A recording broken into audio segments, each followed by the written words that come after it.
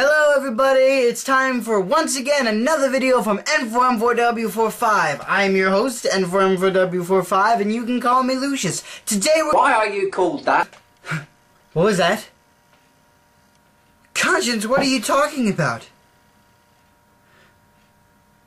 Oh no. The Narimon YouTube survey of 2012!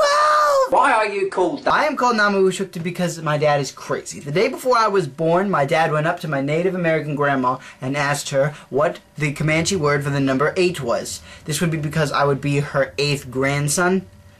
So yeah. I am called N4M4W45 because it was and remains to be the only internet persona I've ever had. I first made it on the website Pokemon Crater. If you know what Pokemon Crater is, then I will give you a brownie the next time I see you. What I did with it was I took the first 6 letters of my name and replaced all the A's with 4's, and then I slapped a 5 on the end. Many years later, my ex-girlfriend would go on to tell me that when you look at it and pair it up with an email address, it would translate to namewwas@whatever.com. I am called Lucius because when I started the show, I eventually wanted to become an identity similar to Wheezy Waiter. That's his name that he uses on the show, but that's obviously not his real name, and only longtime watchers would know his real name. But let's face it, N4M4W45 is literally a mouthful to say, so I thought it'd be also interesting if I changed my name every week.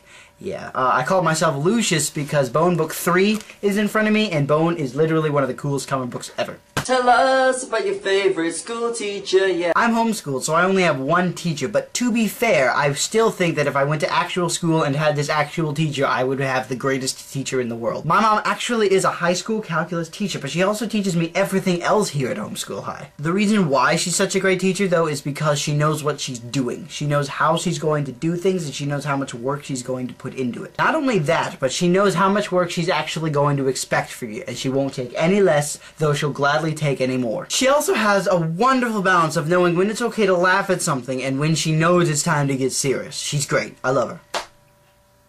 Dude, I mean seriously, I think this is the one case where that's okay. The strangest food. Okay, I actually can't think of anything to say for the weirdest food I've ever eaten, but this does remind me of a true story that happened to me last summer. So last summer at camp, they were offering really spicy chicken once for dinner.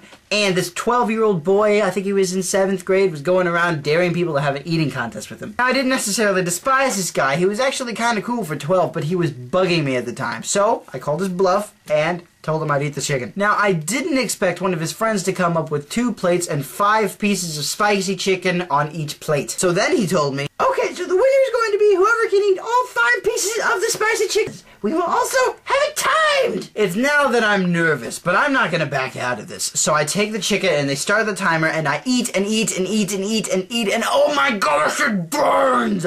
Oh, finally, after what seemed like hours, even though it was only about 2.5 minutes, I put down my last piece of chicken and look up and see that he has beaten me. The timer said that he beat me by 2 seconds. After I admitted defeat, I quickly went to the bathroom to go cry. Not in shame, just pain. Tell us about your first gig. I've never gone to a gig before. However, I will be going to my first orchestra on the 25th of October. You want to take a guess? That is correct. I am going to Chicago, Illinois to go watch The Legend of Zelda Symphony perform awesome video game music. It's gotta be awesome.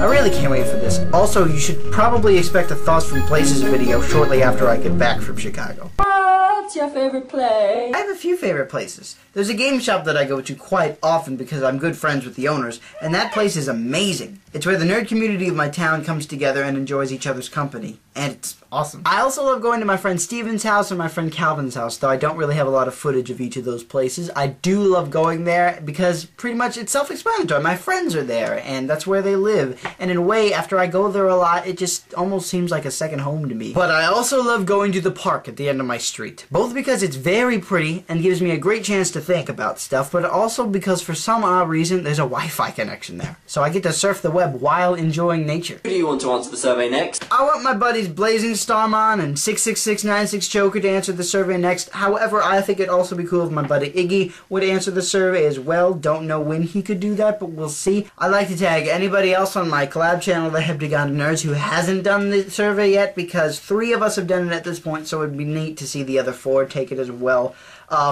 while I'm on the heptagon subject, I'm going to give a shout out to my friend and partner, Dave, aka Taragonable, because he's the one who actually tagged me to do it this year. I was gonna do it anyway, but he did tag me. But listen to me go on. You guys have to go do other things, like watch the Vlogbrothers, play some video games, go outside before it gets too freaking cold. I have to go edit all of this nonsense into a video that makes coherent sense. So I'm just gonna go. I'll see you guys later. My name is N4M4W45. Peace in Christ and Imagine on.